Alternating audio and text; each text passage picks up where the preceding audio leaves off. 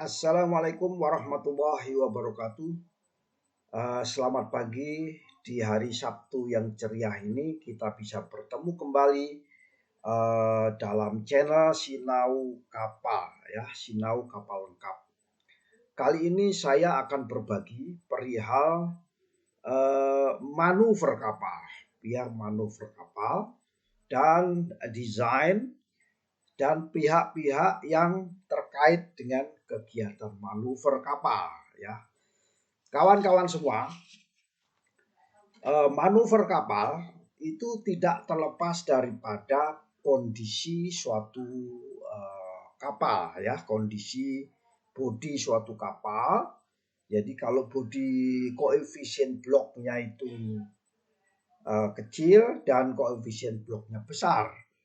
Ya, kapal yang koefisien bloknya besar biasanya manuvernya agak sedikit kurang.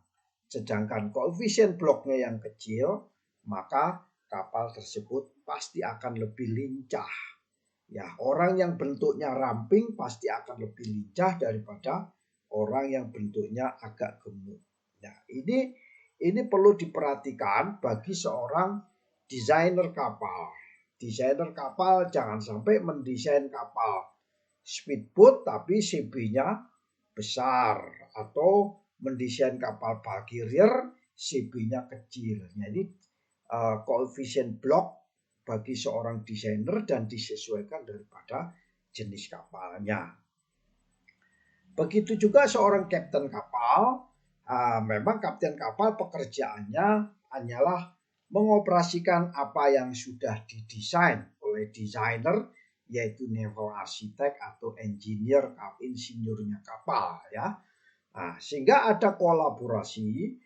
Siapa yang bertanggung jawab di sini? Yang bertanggung jawab pasti desainer kapal, ya, pembangun kapal di galangan kapal juga bertanggung jawab, dan yang mengoperasikan kapal yaitu kapten kapal yang mempunyai kompetensi yang harus bertanggung jawab. Jadi makanya manuver kapal ini aktor ya. Aktor kalau terjadinya suatu kecelakaan kapal itu dipastikan pertama desainnya kapal ya. Yang kedua dia dirawat atau diperbaiki atau dibangun dengan proper manner apa tidak. Yang ketiga dioperasikan oleh perwira kapal atau kapten kapal yang kompeten atau tidak, atau perusahaan yang mengoperasikan itu mempunyai sertifikasi ISM code atau tidak.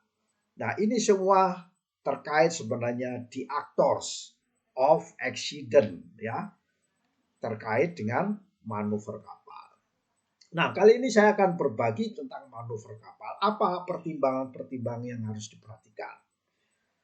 Banyak beberapa pertimbangan yang berdasarkan accident yang pernah kami kumpulkan.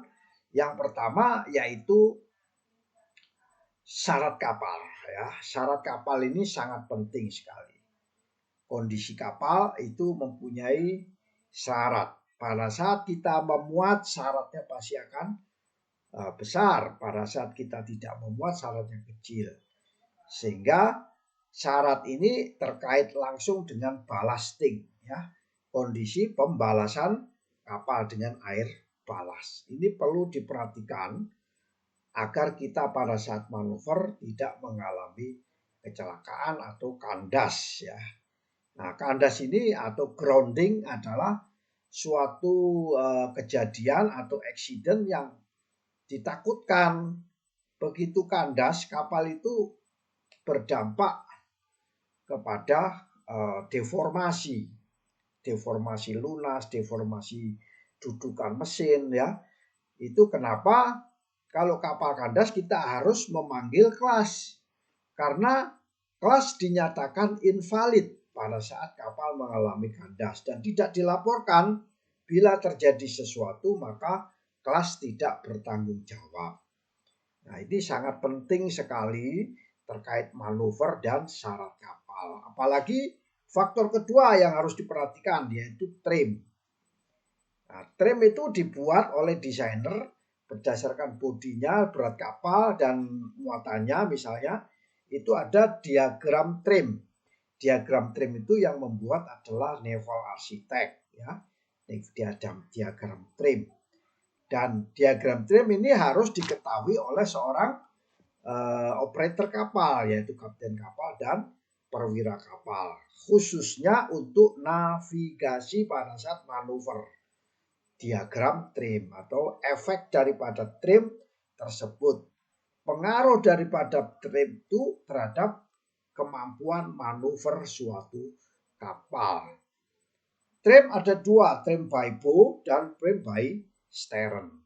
Apa yang dilakukan oleh seorang kapten kapal kalau trim by bow, apa yang harus dilakukan oleh kapten kapal trim by stern. Dan ini yang bisa mengoperasikan adalah kapten kapal, ya. Sedangkan kondisi trim dan lain sebagainya, engineer daripada perkapalan yang mengetahui apa dampak daripada trim by stern dan trim by bow. Yang ketiga yang perlu kita perhatikan adalah underkill clearance. Nah, apa itu underkill clearance? Underkill clearance itu adalah jarak antara kill, ya, atau bagian terbawah dari suatu kapal dengan seabed, dengan kedalaman air laut lah dalam hal ini. Kalau di sungai ya river bed, ya, atau semuanya itu disebut seabed. Ini perlu diketahui karena untuk pengaruh kepada manuver kapal, ya. Kemudian putaran kapal, kemampuan putaran kapal. Kapal melakukan circle, ya. Makanya pada saat kita melakukan sea trial, salah satu item daripada pengujiannya yaitu kemampuan circle suatu kapal. Nah, kemampuan circle suatu kapal itu mempengaruhi kepada manuver suatu kapal. Sehingga pada saat kapal turun dok, pasti akan dilakukan namanya kompas siren. Dan ini harus dilakukan dan dilaporkan, dan hasilnya dipegang oleh sabandar dan dipegang oleh kapal. Dan kapal tersebut dinyatakan layak untuk bermanuver dengan putaran beloknya sekian. Putaran namanya circle, ya. Baik circle ke kiri maupun circle ke kanan. Tentunya seorang desainer kapal harus mendesain kekuatan daripada kemudi, blade area ratio-nya, stoknya berapa, tillernya, dan dudukan daripada kemudi, kemudian hidrolisnya, kemampuan menahan windage area tersebut, ya, itu perlu diketahui. So, antara kapten kapal dan desainer kapal ini adalah mempunyai collaboration, ya, kolaborasi. Nah, kemudian berikutnya yaitu kemampuan kapal pada saat sea trial itu berhenti, ya, dari berputar ke propeller itu diputar ke kanan, kemudian berhenti dan mundur. Nah, artinya pada saat putaran ke kanan itu kan artinya maju. Pada saat diputar balik itu ada berhenti. Nah, ini adalah berapa jarak kemampuan kapal berhenti dari putaran ke kanan ke kiri, itu jaraknya berapa. Itu disebut kalau sea trial disebut crash stop. Nah, ini terletak di kemampuan daripada engine kapal. Sehingga desain engine, propeller, dan kapal harus ada namanya engine matching. Salah satu faktor penentu adalah bagaimana crash stop design. Dan crash stop design itu akan mengetahui distance, jarak kapal itu bisa berhenti. Kapal kalau tidak bisa berhenti, itu bahaya. Sehingga harus ada tahu kemampuan kapal berhenti dengan adanya putar balik engine. Itu permainannya di clutch. Ini yang tahu adalah kapten kapal, tapi desain engine matching adalah marine engineer aja, orang teknik sistem di perkapalan, ya. Orang yang sekolah teknik sistem itu mendesain mesin, gearbox, poros, termasuk pelamar bloknya, termasuk steering tube dan baling-baling, kemudian kemudi, rudderstock, kemudian hidrolis. Nah, ini semua adalah untuk kepentingan manuver. Sementara kapten kapal harus mengetahui kemampuan cikar kanan dan cikar kiri untuk kepentingan crash stop ya, atau berhenti. Kalau crash stop biasanya kemudinya lurus ya. Nah, itu semua adalah internal di kapal itu ya. Internal di kapal itu dan kemampuan daripada kapten kapal. Nah, ada lagi faktor eksternal, yaitu faktor luar, misalnya angin ya, angin menerpa kepada kapal. Biasanya bagian kapal yang di atas permukaan air itu yang mempengaruhi ya, luas permukaannya itu mempengaruhi dorongan ya, gaya dorong angin kepada kapal tersebut. Dan ini biasanya faktor luar. Nah, dikemudikan. Nah, seorang kapten kapal harus mengantisipasi arahnya, haluan kapal, arah haluan ya, karena windage area itu biasanya dari samping lebih besar ya. Kalau gayanya apa itu tekanan itu adalah rumusnya adalah gaya dibagi luasan ya. Sehingga gaya itu adalah tekanan kalikan luasan. Nah, kalau tekanan angin pada saat itu besar dikalikan luasannya besar, maka gayanya pasti akan besar. Jadi seorang kapten kapal harus memperhatikan dampak daripada angin. Begitu juga arus. Nah, arus air itu di laut itu juga mempengaruhi bagian di bawah kapal ya, bagian di bawah kapal. Sehingga kalau tidak salah di kapal itu ada namanya bow thruster, itu juga salah satunya didesain oleh naval architect untuk terkait dengan gelombang ya dan haluan kalau dari suatu kapal atau untuk kepentingan berthing atau sandar. Kenapa ini harus dilakukan? Karena agar tidak terjadi accident atau kecelakaan. Kalau terjadi kecelakaan, kapalnya tidak safety, orang-orangnya tidak safety, bisa kecebur ke laut dan pencemaran lingkungan ya. Sehingga manuver itu sangat penting. Kemampuan manuver juga dibutuhkan untuk kepentingan menolong orang yang jatuh ke laut. Itu ada kegiatan manuver mengelilingi orang yang jatuh ke laut. Ada satu lagi yang perlu diperhatikan, namanya efek squat. Squat itu apa? Squat adalah kapal kalau berjalan pada saat start itu pasti akan turun dikit. Jalan turun dikit ini. Nah, itu namanya squat. Kita naik mobil pada start itu pasti akan turun dikit. Itu adalah squat. Nah, squat ini dampaknya adalah menjadi underkill clearance tadi itu semakin rendah lagi. Sehingga kita harus tahu efek daripada undersquat, efek squat ya. Dan ini biasanya berpengaruh pada kapal-kapal yang berlayar di perairan dangkal atau sungai ya itu.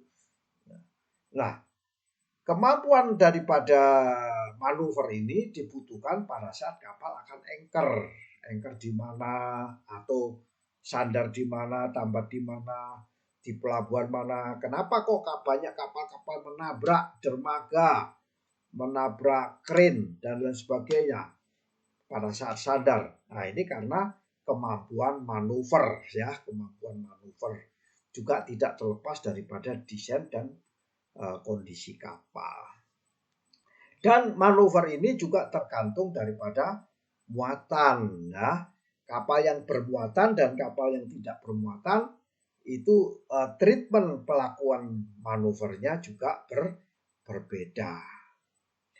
Kawan-kawan semua, kemampuan manuver seorang kapten kapal biasanya atau pelaut atau perwira kapal itu diuji ya berdasarkan pengalaman ya, sesuai dengan STCW, berdasarkan pengalaman layar ya.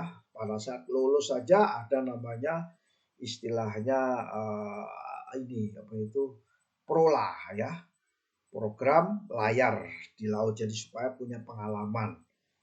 Kemudian diuji lagi pada saat di kampus dengan simulator ya, menggunakan alat simulator model kapal ya, model kapal.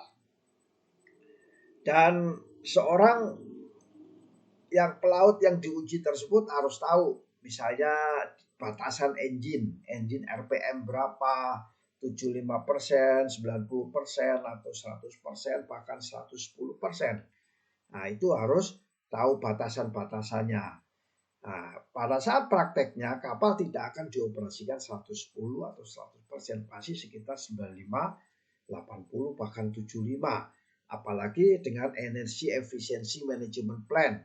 Ship Energy Efficiency Management Plan, kapal sekarang ini menurunkan kecepatan karena ekonomi dunia semakin menurun, maka tidak efektif, tidak ekonomis kalau berlaku dengan full speed, sehingga diturunkan kecepatannya supaya konsumsi bahan bakarnya kecil ya.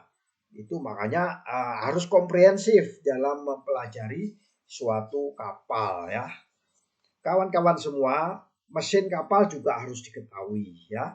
Seorang pemilik kapal harus tahu mesin ini bahan bakarnya boros atau tidak. Besar, PK yang besar pasti boros, PK-nya kecil pasti tidak boros. Ya, tapi ini berdampak pada manuver. Semakin kecil mesin kapal, manuvernya semakin nggak bagus. Apalagi kapal takbut disuruh menarik tongkang yang isinya batu bara yang empot-empotan ya, sehingga membutuhkan PK yang lebih besar lagi ya itu. Kawan-kawan semua, ini semua harus difahami oleh desainer maupun oleh kapten kapal ya. Nah, kapten kapal ada satu lagi, yaitu kepiawaian dalam mengetahui arah haluan kapal dan lingkungannya. Demikian sharing singkat dari saya. Semoga ini bisa membantu para naval arsitek, marine engineer maupun orang-orang kapal, yaitu kapten kapal, perwira kapal, dan bila perlu oleh galangan kapal dan sabandar atau siapapun pihak terkait, kelas bahwa kapal harus diuji sebelum beroperasi agar manuver kapal bisa berlangsung baik dan keselamatan tercipta, keselamatan kapal tercipta, keselamatan penumpang tercipta, muatan tercipta, keselamatannya tidak mencemari lingkungan laut. Demikian, wassalamualaikum warahmatullahi wabarakatuh.